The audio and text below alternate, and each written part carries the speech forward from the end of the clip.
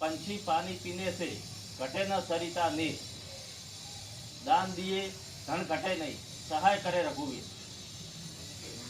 આપણે પટ્ટી ના લેવાની છે ઉત્તરાયણ ઉપર। હું મારા મનથી નક્કી કરું છું કે ઉત્તરાયણના દિવસે વહેલો ઉઠી અને પક્ષીઓ માટે પાણીના કુંડા ભરીશ અને પછી ચણ નાખીશ અને હું 9 વાગ્યા પછી પતંગ ચગાવીશ।